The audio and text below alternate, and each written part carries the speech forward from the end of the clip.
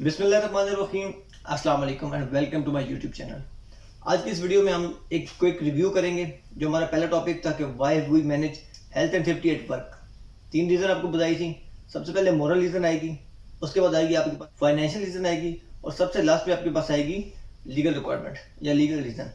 Moral reason क्या है कि आप एम्प्लॉय की रिस्पॉन्सिबिलिटी है, आपके पास जो लोग काम करने आ रहे हैं उन्हें एक safe working platform, safe working procedure provide करें ताकि वो आपके पास काम करने के आपसे पैसे ले रहे हैं, आपसे वो पैसे अपनी इंजरी होने के नहीं ले रहे। तो सेफ वर्किंग प्लेटफॉर्म आपको प्रोवाइड करना है और आप जो एम्प्लॉयज़ हैं उन पर भी रिस्पॉन्सिबिलिटीज आती है कि वो ऐसा काम करें जिससे उनकी अपनी हेल्थ को वो भी सेफ रहें, उनके को वर्कर भी सेफ रहें, किसी के लिए कुछ प्रॉब्लम या अनसेफ एक्ट ना करें। इसके बाद फाइनेंशियल रीज़न।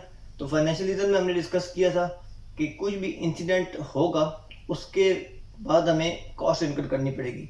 कुछ कॉस्ट डायरेक्ट कॉस्ट होती है, कुछ कॉस्ट होती थी इनडायरेक्ट। डायरेक्ट कॉस्ट में क्या होगा कि इन्वेस्टिगेशन में जो कॉस्ट आएगी वो कुछ सिक लीव देनी पड़ेगी, कुछ प्रॉपर्टी डैमेज हुई वो डायरेक्ट कॉस्ट आ जाएगी। इनडायरेक्ट कॉस्ट क्या होगी, आपके एम्प्लॉयज़ की जो सेफ्टी जो मोरल है वो डाउन होगा, आपको नया एम्प्लॉय मिलने में थोड़ा आप प्रॉब्लम्स होंगी, कॉन्ट्रैक्टर मिलने में प्रॉब्लम होंगी, इसी तरह आपकी कंपनी की गुडविल ख़राब होगी। तो ये इनडायरेक्ट कॉस्ट थी। इसके बाद इंश्योर्ड और अनइंश्योर्ड कॉस्ट थी। उसमें जो आपका डायरेक्ट कॉस्ट है उसमें से कुछ हिसाब का इंश्योर्ड था, जिस तरह आपके प्रोडक्शन लॉस है वो या कुछ प्रॉपर्टी डैमेज है वो आपका इंश्योर्ड था, लेकिन आपको अगर कोई टैक्स फाइन आएगा वो आपका इंश्योर्ड नहीं था। इसके बाद हमने बात की थी लीगल रिक्वायरमेंट की। क्या लीगल रिक्वायरमेंट है?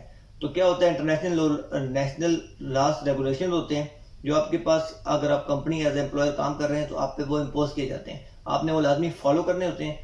तो उनके लिए इन्फोर्समेंट एजेंसीज होती हैं, जिस तरह पुलिस होगी, फायर डिपार्टमेंट हो गया, इन्वेस्टिगेशन हो गई, हेल्थ डिपार्टमेंट हो गया, तो इंश्योरेंस कंपनीज हो गई। ये वो हेल्थ एंड सेफ्टी रेगुलेशंस को इंश्योर करती हैं कि कंपनी प्रॉपर्ली फॉलो कर रही है।